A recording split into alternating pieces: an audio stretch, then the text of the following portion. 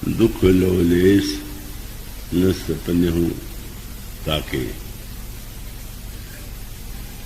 समुपस्थित श्रद्धालु जिज्ञासु श्रोतावृंद, भक्तिमती देवियों, अभी आपके सामने जो पंक्ति पढ़ी गई, इस वर्ष मुझे बताया गया कि श्रीजय भैया ने इस पंक्ति का चुनाव किया। पंक्ति बहुत ही सुंदर है पर उतनी ही गंभीर है, और उसे यदि हम सही सही अर्थों में ग्रहण करें तो हमारी बहुत सी समस्याओं का समाधान हो सकता है। इस पंक्ति में जब यह कहा गया कि जिसके हृदय में भगवान की भक्ति मणि विद्यमान होती है, उसके जीवन में दुख का लवलेश भी नहीं होता। लेकिन अनगिनत ऐसे व्यक्ति हैं कि जिन्हें लोग भक्त कहकर सम्मानित करते हैं, और अनेक अनेक व्यक्ति ऐसे हैं कि जो अपने आप को भक्त मानते भी हैं। और इस पंक्ति में जो बात कही गई कि भक्ति मणि का जिसके हृदय में प्राकट्य होगा, उसके जीवन में दुख का लवलेश भी नहीं होगा। तो क्या सचमुच जो भक्त कहे जाने वाले लोग हैं, उनके जीवन में दुख का लवलेश नहीं है? या जिन्हें भक्त मानकर सम्मानित किया जाता है, वो दुख की समस्या से क्या मुक्त हैं? और तब इस पंक्ति का तात्पर्य क्या है, अर्थ क्या है? प्रसंग अत्यंत गंभीर चुना गया है। मैं आशा करता हूं कि आप थोड़ा सहायक बन करके, क्योंकि आप देख ही रहे हैं मेरे कंठ में भी एक अवरोध आ गया है इस समय। तो आप अगर पूरे एकाग्र रहेंगे तो इसका अधिक आनंद ले सकेंगे। और इसको अगर इस रूप में पहले समझ लें कि दुख का मूल कारण क्या है। जैसे जब आप किसी डॉक्टर के पास अपने कष्ट लेकर जाते हैं तो उसका पहला कार्य क्या होता है?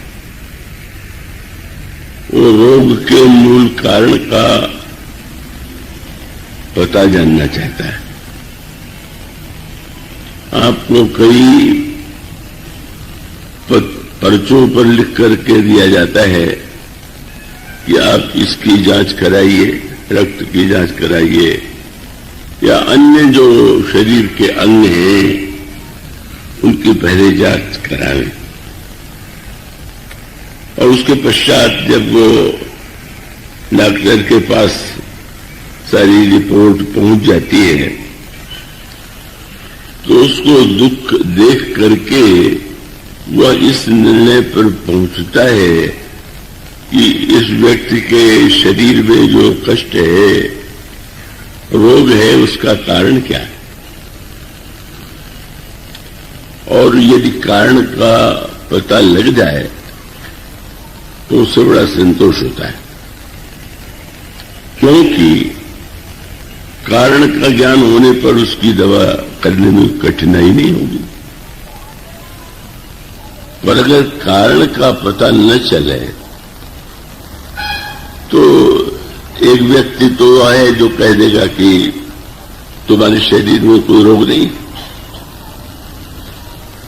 पर मान लीजिए कि कोई डॉक्टर ये कह दे कि आपके शरीर में कोई रोग नहीं है, पर आपको रोग के कष्ट का यदि अनुभव हो रहा है तो उसके अस्वीकार कर देने से आपका कष्ट तो दूर नहीं हो गया। अब उसका दो पक्ष है।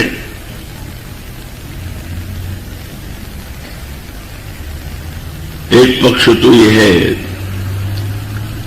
कि कई व्यक्तियों को संशय का रोग हो जाता है, संदेह का रोग हो जाता है। अब जो संशय का रोग है स्वाभाविक रूप से वो संशय का रोग किसी लक्षण में प्रकट में नहीं आता, और तब अगर यह डॉक्टर कह दे कि कोई रोग नहीं है तो रोगी को उससे कभी संतोष नहीं होता है। मुझे स्मरण आता है, वो सज्जन है, अभी है, अच्छे उच्च कोटि के पदाधिकारी के रूप में कार्यरत थे। उन्होंने अपना एक संस्मरण सुनाया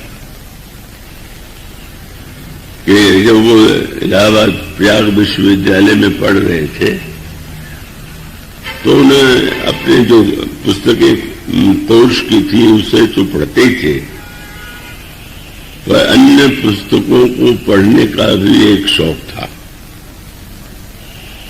और उन पुस्तकों में वह पुस्तकें भी थी जिन्हें एलोपैथी डॉक्टरी की पुस्तकें कही जाती हैं।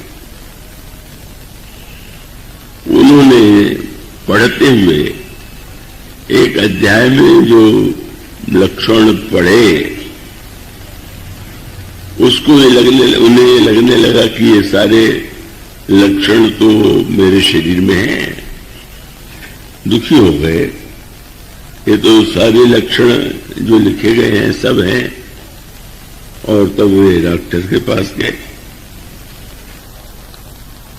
तो डॉक्टर से यदि वे कहते कि मुझे कष्ट है तो डॉक्टर फिर और पता लगाने की बात सोचते, पर वो ये बताना चाहते थे कि उन्हें रोग का ज्ञान भी है, और इसलिए उस पुस्तक में रोग का जो नाम लिखा हुआ था वो नाम लेकर के उन्होंने डॉक्टर से कहा, डॉक्टर साहब मुझे तो ये रोग हो गया। और सुनते ही डॉक्टर जोर जोर से हंसने लगे, और इन्हें बड़ा बुरा लगा कि मैं अपना कष्ट लेकर के आया और रोग का नाम सुन करके हंसी क्यों जा रहे हैं। तो उन्होंने कहा, डॉक्टर साहब आपको हंसी क्यों आती, क्यों आ रही। तो उन्हें हंस करके कहा कि तुमने जिस रोग का नाम लिया वो केवल स्त्रियों को होता है, पुरुषों को नहीं होता, और तुमने मान लिया कि तुम्हें रोग हुआ है, तो उसका अर्थ है कि वो तो तुम्हारे एक भ्रम का ही, तुमने अपनी विद्वत्ता से मान लिया कि ये कष्ट मुझे हो गया। तो उसका अभिप्राय है कि अगर व्यक्ति कभी भ्रम के कारण या कभी संशय के कारण, कभी कभी व्यक्ति को कुछ ऐसे लक्षण दिखाई देते हैं अपने आप में कि जिससे उसको अपने रोगी होने का भान होता है, तो भ्रम और संशय एक रोग का कारण है। और रोग का दूसरा कारण है जिसको चरक ने हमारे आयुर्वेद के ग्रंथ में सर्वप्रथम प्रणेता चरक हैं, महर्षि चरक। उन्होंने दुख का मूल कारण बताने के लिए एक शब्द चुना, और वो शब्द है प्रज्ञापराध। उनका जितने भी रोग होते हैं उनके मूल में व्यक्ति का प्रज्ञापराध होता है। तो प्रज्ञापराध शब्द का अर्थ ये है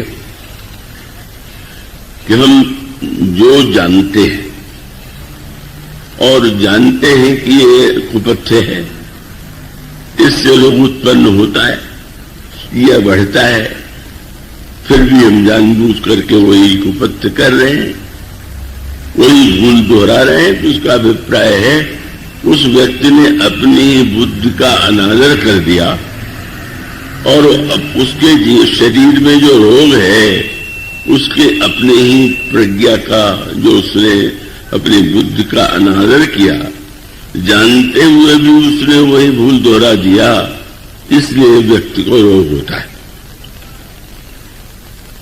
और कभी व्यक्ति के शरीर में रोग होते हैं तो रोग के स्वाभाविक रूप से रोग की चिकित्सा के लिए जैसे आवश्यकता होती है कि व्यक्ति जो है पहले जान ले कि इस रोग का मूल कारण क्या है। आयुर्वेद की पद्धतियों में भी यही नियम है। जैसे आज डॉक्टरी यंत्रों के द्वारा या जांच के माध्यम से अपने निष्कर्ष निकालते हैं।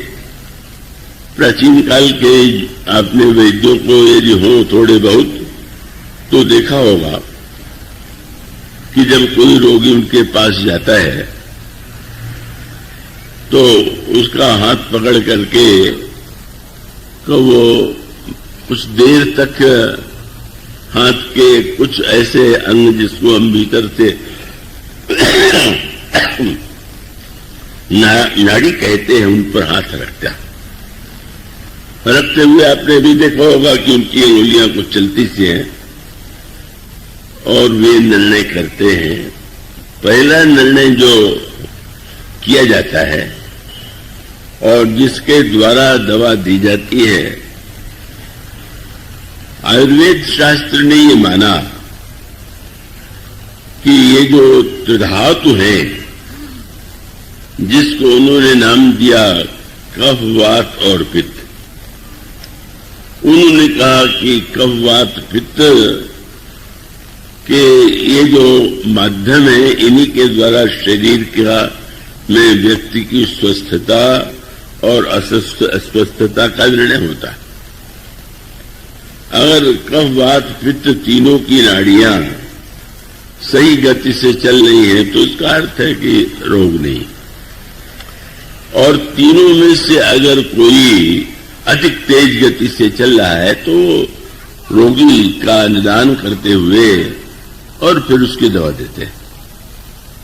मुझे स्मरण आता है काशी में बड़े महान वैद्य थे, राष्ट्रपति के चिकित्सक भी थे, सत्यनारायण जी शास्त्री।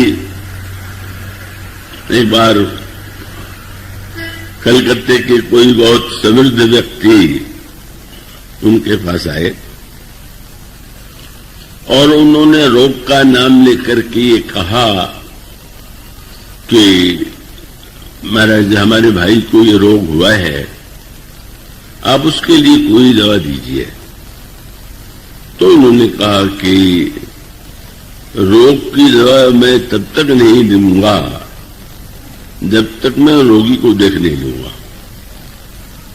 जब हमें ज्ञात हो जाएगा कि रोगी की प्रकृति क्या है तब हम निर्णय करेंगे कि इसके लिए कौन सी दवा देनी चाहिए और किस दवा से उसके रोग का निराकरण होगा।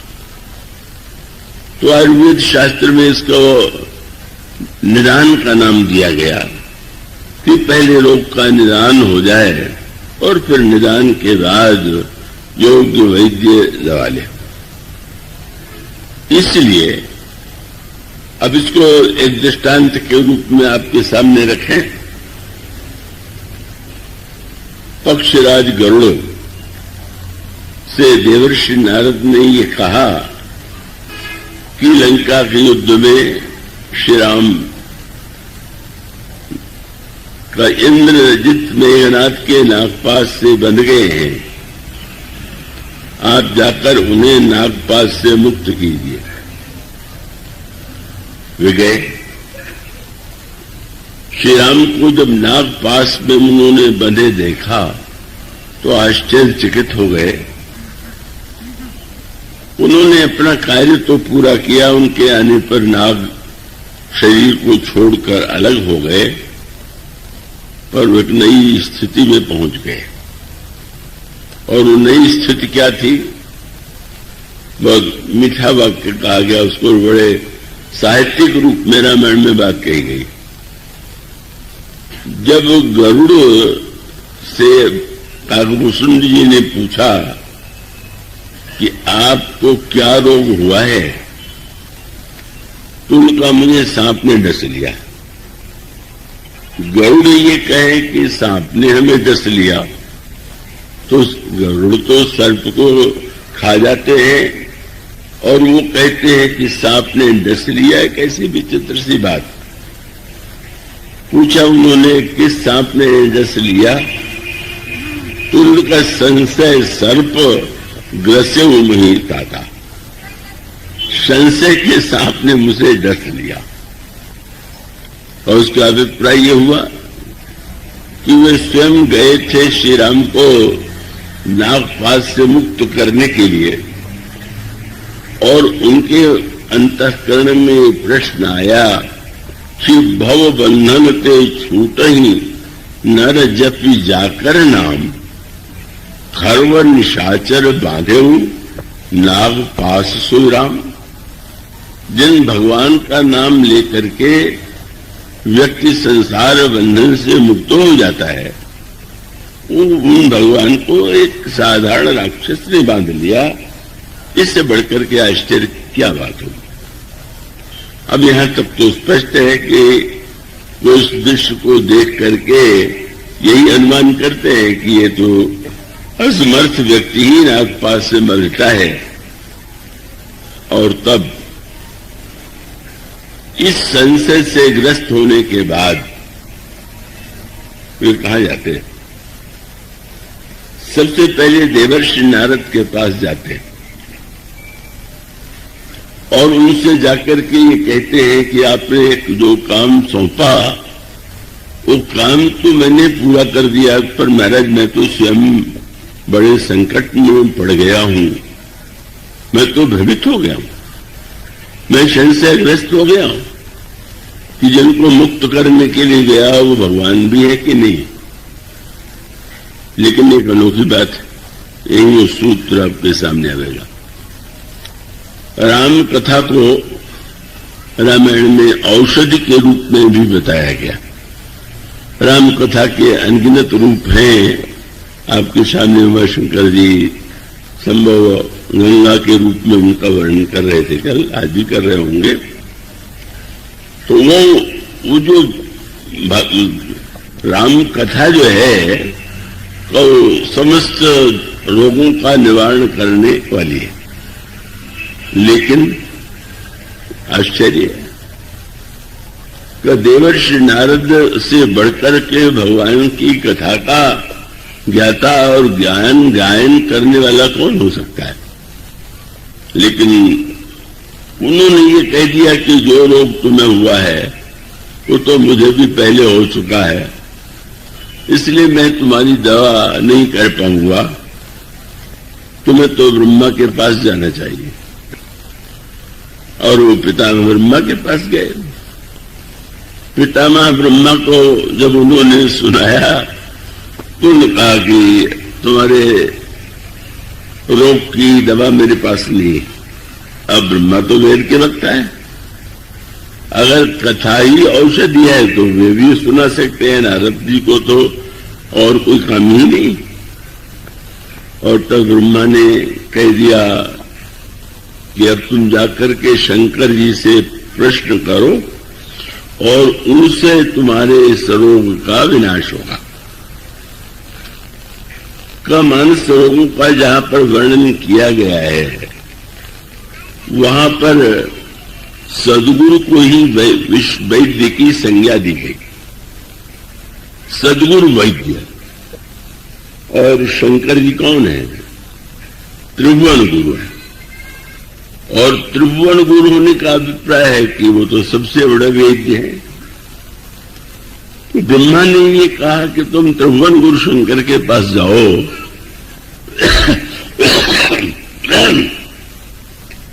तुम्हारा रोग इतना प्रबल है कि शंकर जी के द्वारा ही मिटेगा।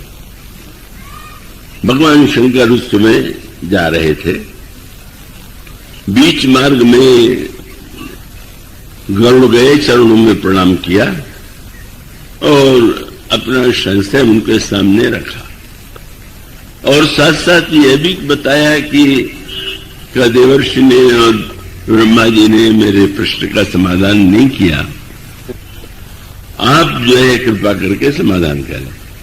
अब एक सूत्र पर आपका ध्यान जाना चाहिए कि राम कथा जो है वो संशय का विनाश करने वाली, यही संकेत किया गया है। यह संशय जो गोस्वामी जी ने बार बार संकेत किया, संशय मोह ब्रह्मांडी, तो ऐसी स्थिति में जो कथा भगवान के कथा संशय को दूर करती है, तीनों ने नहीं सुनाया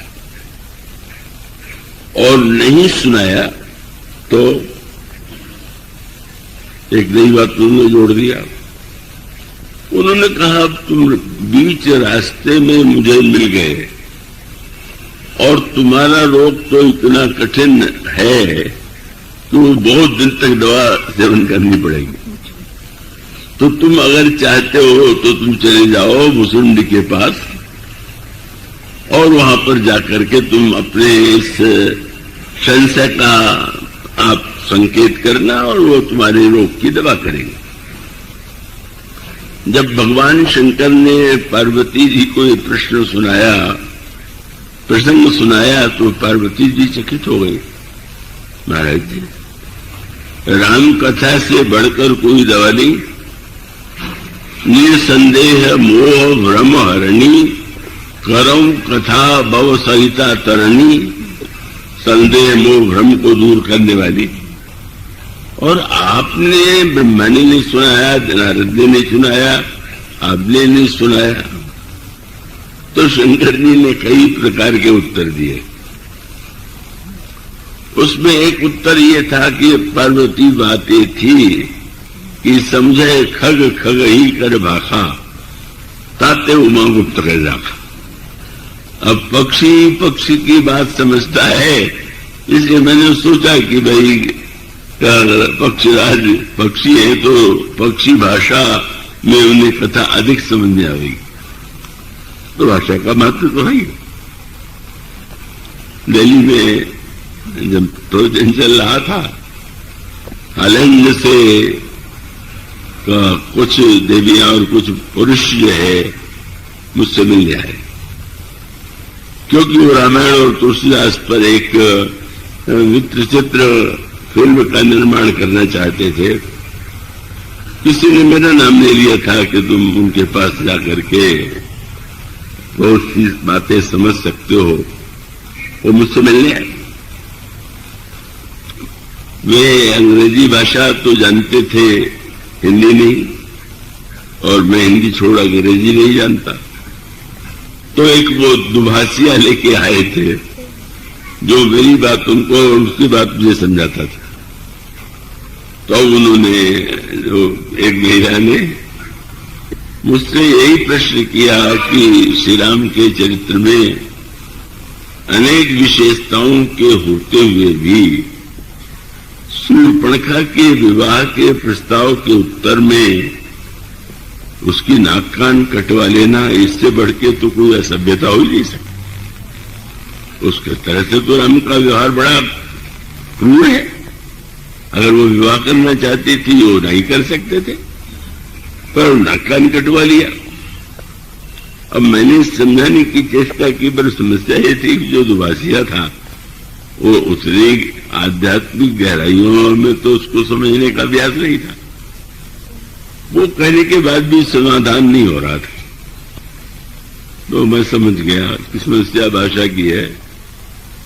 तो बेटी मंदाकिनी वहां बगल वाले कमरे में थी, उनसे कहा मैंने कि आप लोग उनके पास चले जाएं और वो मेरे विचारों को आपको अंग्रेजी भाषा में समझा करके शायद संदेह का समाधान कर दें।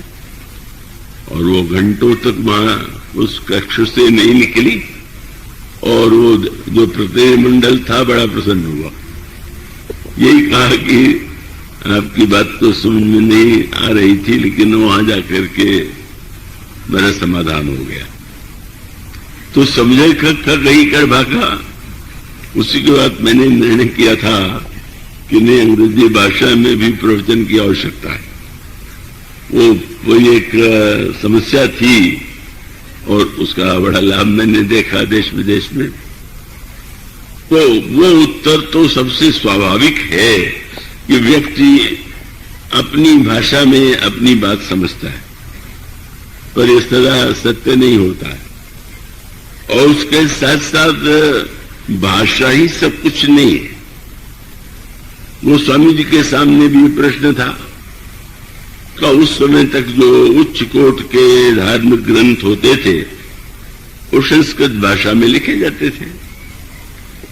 तुलसीदास जी महाराज पहले वो भक्त संत हुए कि जिन्होंने भाषा में, आज से आप हिंदी भाषा कहेंगे, पर गोस्वामी जी के समय हिंदी शब्द प्रचलित नहीं था। गांव की भाषा में उन्होंने रामायण लिखी। तो रामायण लिखने के बाद पंडितों ने उसका विरोध भी किया और तब गोस्वामी जी ने यही कहा कि भाषा तो एक माध्यम है, भाषा के माध्यम से क्या दिया जा रहा है महत्व तो इसका है। द्वादश रामायण में उन्होंने उत्तर दिया का भाषा का संस्कृत प्रेम चाहिए सांच, काम जो आवे कामरी, का लय करे कमाच। तो इसलिए भाषा एक सशक्त माध्यम है, लेकिन बस यही तो सब कुछ नहीं है। आप जब कर्मकांड में मंत्र सुनते हैं या शांति पाठ सुनते हैं तो शायद आप में थोड़े लोग उसका अर्थ जानते हो, पर आपको उसमें एक आनंद की अनुभूति होती है, बिना भाषा के ज्ञान के भी हो जाती है।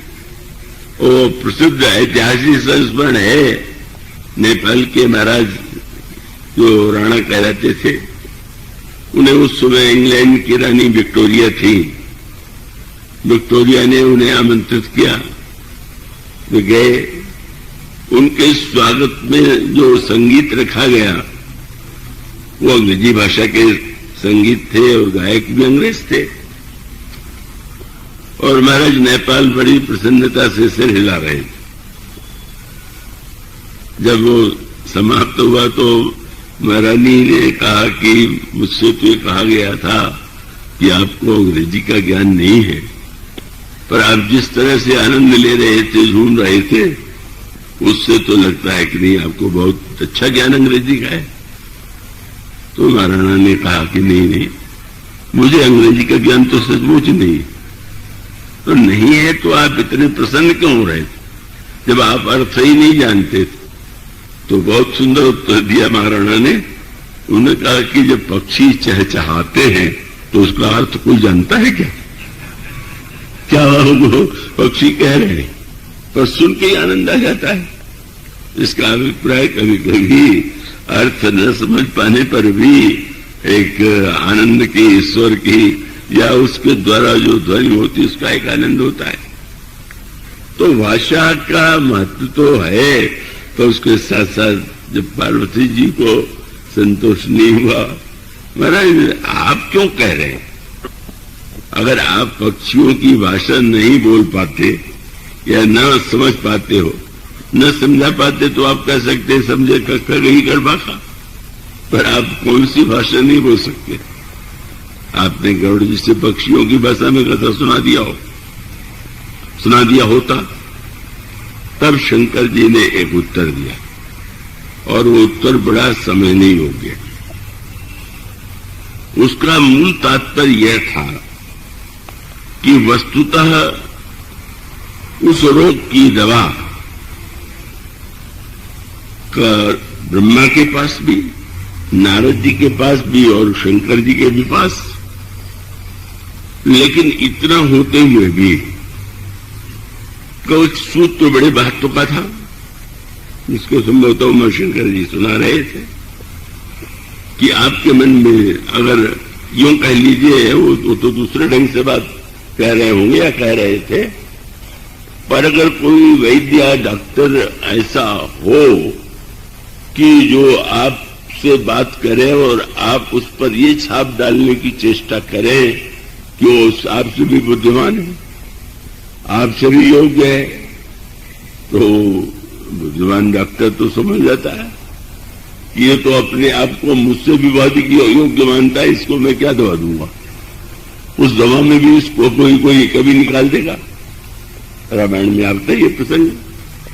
भगवान शंकर, जिन शंकर जी ने पक्षीराज को भेजा, वही रावण की सभा में गए।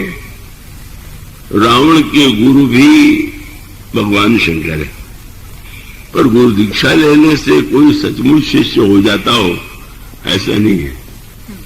तो वो जो दीक्षा ली थी, आज तो भगवान ने हनुमान जी को क्यों भेजा था, मानो उन्होंने कहा कि अब अगर शिष्य रोगी हो तो गुरु को ही तो रोग दूर करना चाहिए। रावण तो आपका शिष्य है, आप उसके रोग को दूर कर दीजिए। अब जिस समय हनुमान जी रावण से बात करते हैं तो वो रोग भी उन्होंने बता दिया, रोग की दवा भी बता दिया और रोग का पथ्य भी बता दिया। उन्होंने कहा कि मैं बताना चाहता हूं कि रोग का कारण क्या है।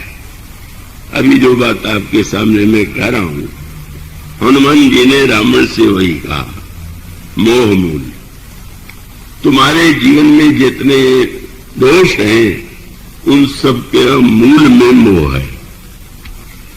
मोह का आगे चल करके और वर्णन किया गया, मोह सकल व्याधिन कर मूला। और इसका अर्थ क्या है कि अधिकांश रोग तो व्यक्ति के अपनी ही भूल का, और भूल ऐसी कि जिस भूल को जानता है और उसके जानने के बाद भी उस प्रकार की बातें करता है। तो उन्होंने रावण से भी कहा कि अब तुम कोई अज्ञानी तो नहीं हो, तुम मूर्ख भी नहीं हो, मैं जानता हूं कि तुम शास्त्रों के पंडित हो, महानतम तुम में अनेक तपस्या साधनाएं तुम्हारे संपन्न हुई, लेकिन तुम्हारी समस्या तो वस्तुतः तुम्हारा मोह है। सब कुछ जानते हुए भी तुम्हारा आचरण जो है, अब तुम्हें तो एक क्षण में अगर ये लगा कि खरदूषण मौसम बलवंता ते नहीं को मारे विनु भगवंता, तो सबसे बड़ा सत्य था। लेकिन फिर वही बात जानने के बाद भी तुमने उसको झुठला दिया और ये सोचा कि क्या पता वो ईश्वर है कि मनुष्य है। और इस प्रश्न आने पर भी तुम मेरे पास आ सकते थे, मुझसे पूछ सकते थे कि ये जो श्री राम के रूप में राजकुमार है वो भगवान है कि मनुष्य है। तो मेरे पास नहीं आए और तुमने ठीक उल्टे प्रकार का आचरण किया। इसका अर्थ है कि अज्ञान माने न जानना, और ज्ञान माने जानना, और मोह माने जानने पर भी वही भूल बार बार दोहराना। हनुमान जी ने कहा तुम्हारे रोग का मूल कारण ही है मोह मूल, और वो स्पष्ट ही है। और उसके सत्याद गोस्वामी जी ने बड़ी सुंदर बात कही, तो मोह का परिणाम हुआ तुम्हारा ज्ञान भी तुम्हारे लिए दुख का कारण उल्टा बन गया। तो हनुमान जी कहते हैं मोह मूल, तुम्हारे मन में जो आज दुर्विचार आ रहे हैं उसका कारण मोह, और वो मोह मूल बहुशूल प्रति। रामायण में कहा गया कि मोह शकल व्याधिन कर मूला, ताते तहिते पुनि उपजही बहुशूला।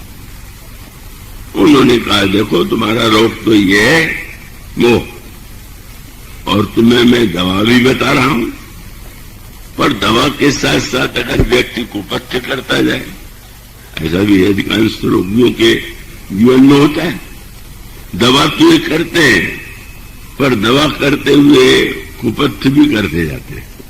चलो भाई दवा बहुत अच्छी है तो कुपथ्य कर लो, तो क्या होगा, दवा अगर अच्छी होगी तो कुपथ्य से हानि नहीं होगी।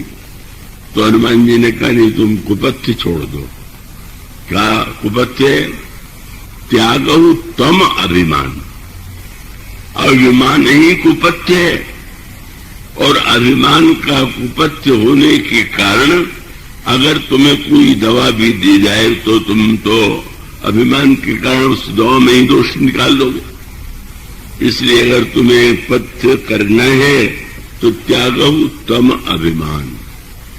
और वैद्य, कई वैद्य तो बड़े कठोर बताते हैं, ये छोड़ो ये छोड़ो ये छोड़ो। हनुमान जी ने कहा कि मैं ये भी नहीं कहता हूं कि पूरा अभिमान तुम छोड़ दो, ये तो बड़ी कठिन सी बात है। त्यागो तम अभिमान। सतोगुणी अभिमान रहने दो, रजोगुणी अभिमान को भी आप नष्ट न करो, पर ये जो तमोगुणी अभिमान है इसे छोड़ दो। और दवा बता दिया क्या? मोहमूल बहुशूल प्रत्यागोत्तम अभिमान दवा। बोले भजहु राम रघुनायक कृपा सिंधु। भगवान की भक्ति ही इस रोग की दवा है। श्री राम रघुनायक है, भगवान है, तुम उनका भजन करो। सदगुरु वैद्य स्वयं शंकर जी के अवतार हनुमान जी रावण को समझाते हैं, पर जो वैद्य अपने आप को रोगी, अपने आप को वैद्य से अधिक बुद्धिमान मान ले, कोई रावण का स्वभाव। हनुमान जी ने बताया तो गोस्वामी जी ने कहा, खूब हंसा। हनुमान जी ने कहा, हंसी क्यों आ रही है? बोले तुम मुझे बता रहे हो? उसका शब्द यह था, बोला भी हंसी मां अभिमानी। हनुमान जी ने कहा कि तमो में अभिमान छोड़ दो, और हंस रहा है। और गोस्वामी जी कहते हैं, महाअभिमान से भर कर मुझसे श्रेष्ठ कौन है, मुझसे कौन बुद्धिमान है? तो मोह मूल बहुशूल प्रत्यागोत अभिमान के सामने वो कहता, बोला भी हंसी महाअभिमानी। और मिला हम वही कभी गुरु बढ़ गया नहीं, मुझे अब बंदर ही गुरु मिलेगा। माने शंकर के रूप में जिनको गुरु मानता है, हनुमान जी के रूप में नहीं। उसका कारण यह है कि शंकर जी को महिमा में रूप में देख करके उन्होंने गुरु बना लिया है, लेकिन हनुमान जी के प्रति भावना नहीं। और उससे बड़ी बात क्या है कि भाई वैद्य बताता है कि रोगी जी अच्छा होगा, कि देर में अच्छा होगा, कि इसकी मृत्यु हो जाएगी। लेकिन अगर कोई ऐसा रोगी हो जाए, मिल जाए कि जो वैद्य कोई बताने लगे कि तुम मरने वाले हो, तो उसकी स्थिति क्या होगी? रावण इसी प्रकार का। रावण ने कहा, मुझे बता रहे हो दवा, मृत्यु निकट आई खल कोई, मृत्यु तुम्हारे पास आ गई, लागे से अधम सिखावन मोही। तुम्हारा ये दुस्साहस कि तुम मुझे सिखाने की चेष्टा करो। उसका अभिप्राय क्या है? सर्वश्रेष्ठ दवा, सर्वश्रेष्ठ पथ्य और बताने वाले हनुमान जी, लेकिन रावण ने उसका तिरस्कार कर लिया। उसका मूल सूत्र यह है, अगर गरुड़ के हृदय में इस प्रकार का रोग है और उस रोग का नाश करने के लिए राम कथा की दवा सर्वश्रेष्ठ है, तो नारद जी भी सुना सकते हैं, ब्रह्मा भी और शंकर जी भी। लेकिन जब गरुड़ गए ब्रह्मा नारद के पास, तो प्रणाम नहीं किया नारद जी। क्यों? मैं आ गया तो उसका अर्थ सोनिए के मुझसे बढ़े। ये तो कभी कभी भगवान के धाम में आते, मैं तो निरंतर भी रहता हूं, तो मैं इन्हें क्यों प्रणाम करूं? नारद जी ने कथा क्यों नहीं सुनाई? बोले अब ये मुझसे जो सुनेगा उन पर विश्वास होगा नहीं, और ऐसी स्थिति में चलो मेरे प्रति आदर नहीं है, अभिमान के मारे मुझे प्रणाम नहीं किया, तो ब्रह्मा के पास। मानो अगर साहित्यिक भाषा में कहें तो उन्होंने कहा कि मैं एक मुख वाला हूं, शायद इसको और अधिक मुख वाला चाहिए, और ब्रह्मा जी तो 4 मुख वाले हैं, तो भेज दिया। लेकिन वहां पर भी वो इतना बड़ा अभिमान, ब्रह्मा को ही प्रणाम नहीं किया। तब खगपति विरंची पा गया और निज संदेह सुनावत भाई। ब्रह्मा समझ गए मानो दवा है, वैद्य दवा दे सकता है, पर वे जानते हैं कि अगर ऐसा कोई रोगी हो जो वैद्य की दवा को तिरस्कार की दृष्टि से, उपेक्षा की दृष्टि से या लेकर के भी फेंक दे, तो उसे क्या दवा देने से लाभ। और इसलिए उन्होंने सोचा कि अब मेरे प्रति अगर आदर नहीं है तो शंकर जी तो पंचानन है, उन्हीं के पास भेजे, पंचमुख है। इतने दूर के बाद अब ये इतना अवश्य अंतर आया गरुड़ में कि तब जब वो पहुंचे शंकर जी के पास तो पार्वती जी को शंकर ने सुनाया कि अब थोड़ा बदलाव आया। क्या? ते मम पद सादर सिरनावा, बड़े आदर से प्रणाम किया। प्रणाम ये मान करके किया कि वो हमारे स्वामी विष्णु भी प्रणाम करते हैं तो मुझे तो करनी चाहिए। उसमें भी ये मान करके जब प्रणाम किया तो व्यंग्य क्या था? एक मुख वाले ने चार मुख के पास, चार मुख वाले ने पंचमुख के पास। तो शंकर जी ने हंस के सोचा कि अगर मुख की संख्या से ही विशेषता आती हो तो अब इसको मुझे दशानन के पास भेजना होगा, वो तो मुझसे दूल्हे मुंह वाला है। नारद से, ब्रह्मा से, शंकर जी से बोले अब जा कौए से सुनो, उल्टा क्रम। क्यों? बोले कौए के पास जाने में भी जब तुम्हें संकोच न हो तो इसका अर्थ है अपनी बुद्धिमत्ता का अभिमान अब मिट गया। अब तुम्हें रोग की, जैसे रोग कोई बहुत कठिन प्रतीत होने लगा तो व्यक्ति जो बता दे उसी के पास जाता है, मुझे तो दो दवा दे दो। मानो इन्होंने यही कहा कि अब तो तुम जाओ कौए के पास, और पक्षियों में भी तुम पक्षी आ जाओ। और कौआ जो है सबसे नीचे वाला पक्षी माना जाता है। इस क्रम का अभिप्राय यह है, इसका तात्पर्य यह है कि अगर हमारे जीवन में मोह है, हमारे जीवन में मोह के साथ यह ज्ञान हो कि मुझे मोह है, तो वो समस्या का समाधान हो सकता है।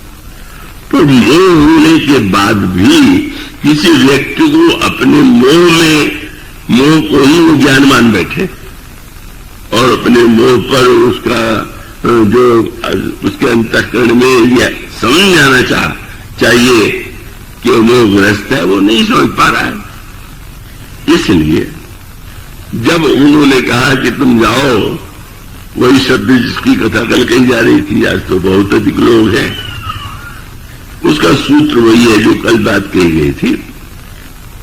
भुसुंडी जी वो है जिन्होंने जिनके प्रसंग में चौपाई आई है। ज्ञान और भक्ति का क्या अंतर है, ये गरुड़ जी ने पूछा था। गरुड़ को महान ज्ञानी माना जाता है। गरुड़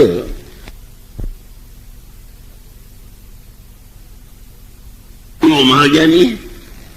अब उन्हें आश्चर्य हुआ कि लोमश जी ने जब ज्ञान की शिक्षा दिया, अब यहां पर कृपया एकाग्रता से समझेंगे, ज्ञान और भक्ति में सबसे बड़ी दोनों में सबसे बड़ा अंतर क्या है कि ज्ञान में अभिमान की संभावना तो बनी ही रहेगी। जहां व्यक्ति को ये लगेगा कि मैं ज्ञानवान हूं, मैं बुद्धिमान हूं, तो ज्ञान के साथ अभिमान की समस्या बहुत अधिक है। और भक्ति जो है उसमें अगर अभिमान आ जाए, उसका सीधा सा तात्पर्य कि अगर वेदांत में ये कहा जाए कि तुम तो ब्रह्म हो, तुम तो ब्रह्म से अभिन्न हो। जब वेदांत में जो 4 महावाक्य कहे जाते हैं, उन वाक्यों में एक वाक्य यही है कि जहां पर गुरु शिष्य से कहता है तत्त्वमसि, वह जो ब्रह्म है वो तुम ही हो।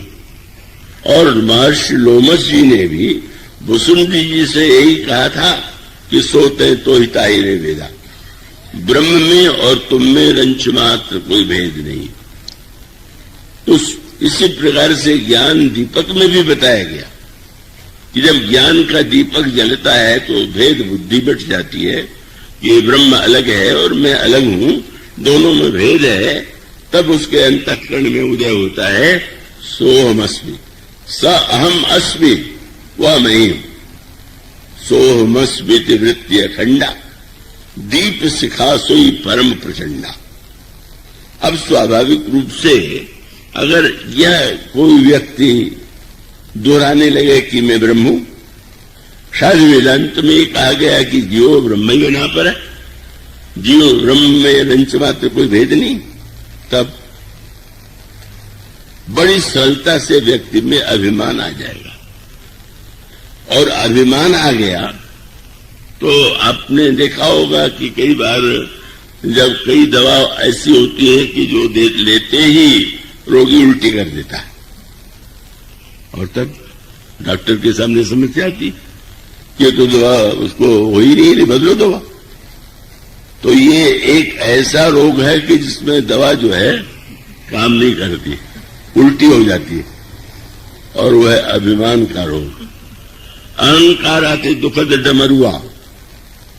अहंकार माने यह अहंकारी जितना बमन करता है, कह करता है, मुख से दवा को निकाल दिया, निकल गया, तो उसका अभिप्राय यह हुआ कि अगर व्यक्ति के जीवन में यह स्थिति आ गई, अहंकार की स्थिति है, तो उसका अभिप्राय है कि वो दवा भी नहीं ग्रहण करेगा, दवा को भी वो उगल देगा।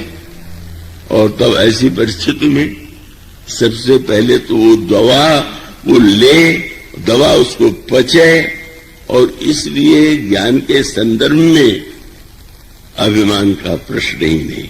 अब निश्चित रूप से अभिमान की संभावना है, पर भक्ति जहां पर अभिमान है वहां तो भक्ति हो ही नहीं सकती। इसलिए अपने ध्यान से यदि पढ़ाओ तो आपको रामायण में दुआ मिलेगा। जब हनुमान जी ने प्रभु से पूछा कि महाराज आपकी भक्ति कैसी होनी चाहिए, तो भगवान ने कहा मेरी अनन्य भक्ति करना चाहिए। अनन्य भक्ति का क्या रूप है? तो भगवान ने कहा सो अनन्य असी जाके गति न तरई हनुमंत। क्या? बस यहां पर वही भक्ति का सूत्र है। वेदांत कहता है जो कुछ है सब ब्रह्म है, मैं भी ब्रह्म हूं। भगवान ने हनुमान जी से कहा तुम ये मानो कि सब कुछ भगवान है, पर मैं दास हूं। वहां पर उस अद्वय में लिखा हुआ है सो अनन्य से जाके मतिन टरई हनुमंत, मैं सेवक सचराचर रूप स्वामी भगवंत। सारा संसार भगवान का रूप है और मैं सेवक हूं। तो देखिए प्रभु ने जो बात कही तर्क से तो सही नहीं जान पड़ती। क्यों? अगर सारा संसार ब्रह्म है तो वो व्यक्ति जो कहने वाला है वो भी संसार में एक है और वो भी ब्रह्म है। पर भगवान जब हनुमान जी से कहते हैं कि ना, वह अपने को ब्रह्म न माने, सारे संसार को भगवान माने, पर अपने को सेवक माने। मैं सेवक सचराचर रूप स्वामी भगवंत। और इसका अर्थ वही है जो अभी आपके सामने बात चल रही थी कि ज्ञान में अभिमान की संभावना है, पर जहां पर व्यक्ति ने यह मान लिया कि मैं तो दास हूं और ये संसार भगवान का रूप है, दूसरों में भगवान को देखे, अपने को भगवान मान करके अभिमानी न हो जाए। भगवान ने हनुमान जी को भक्ति की जो ये व्याख्या सुनाई, उसका अर्थ है भक्ति में अभिमान का विनाश। अभिमान रहित होकर के जब कोई व्यक्ति मानता है कि मैं तो जीव हूं और भगवान तो हमारे स्वामी है, तो उसके हृदय में अभिमान कैसा? और इसलिए यह जो स्वस्थ सिद्धांत है, यूं कह सकते हैं कि जैसे प्राचीन काल में योद्धा जब लड़ने जाते थे तो शरीर में कवच धारण कर लेते थे। कवच क्यों? शरीर बना हुआ है रक्त मांस आदि से, वो कोमल है, और सामने वाला योद्धा जब युद्ध में आक्रमण करेगा तो आप उस पर आक्रमण करेंगे तो वो भी करेगा।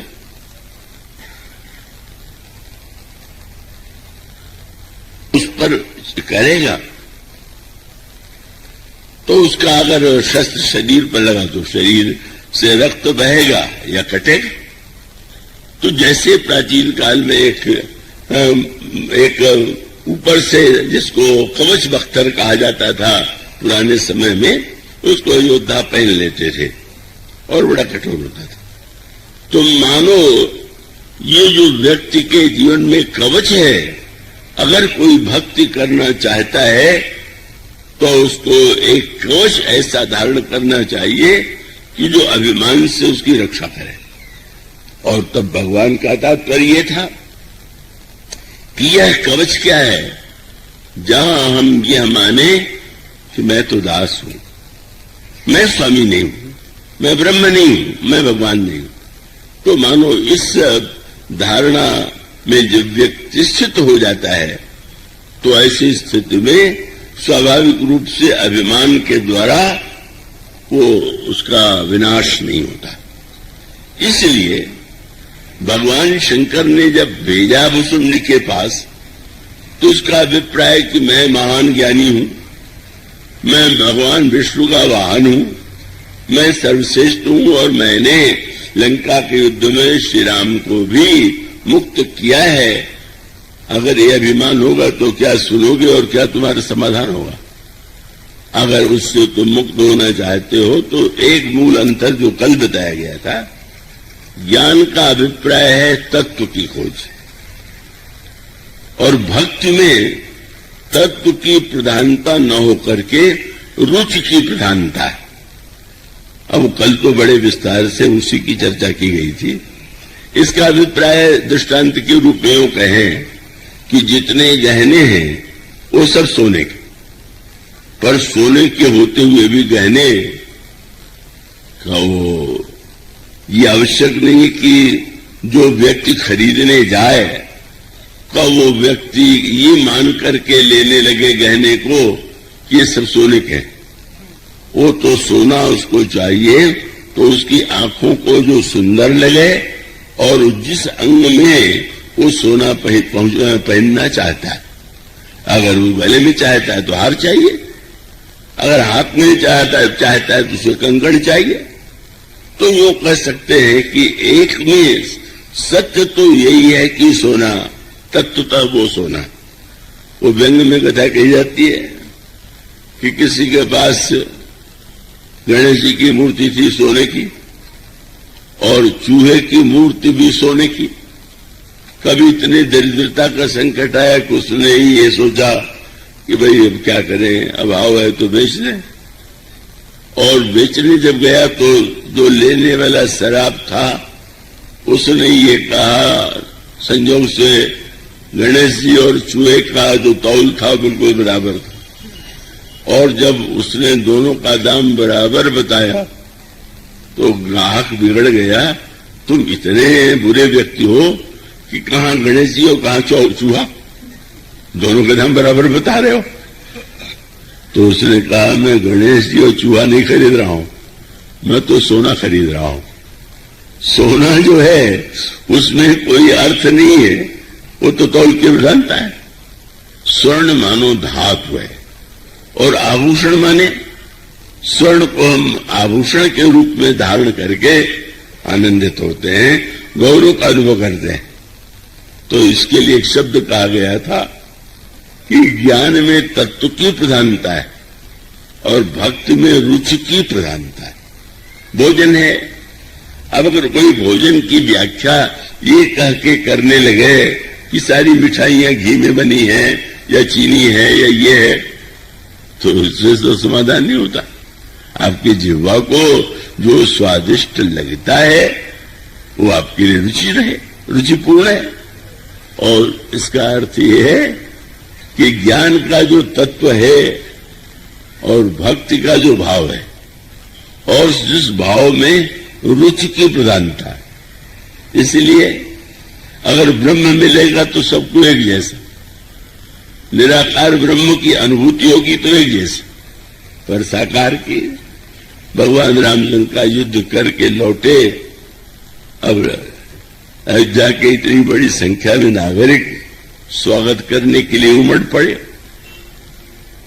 और सभी चाहते हैं, आज भी जैसे होता है कोई बड़ा व्यक्ति आ जाए तो लोग और पास जाना चाहते हैं।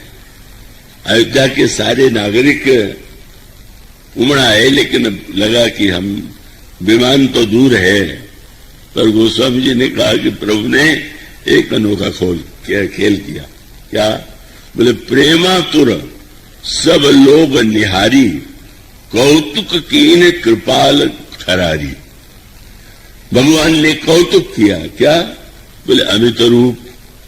जितने अयोध्या के नागरिक थे भगवान ने उतने रूप बना लिए, और फिर अमित रूप प्रगटे ते काला, और जथा जोग मिले सब ही कृपाला। और सूत्र क्या है? सबको राम मिल रहे हैं।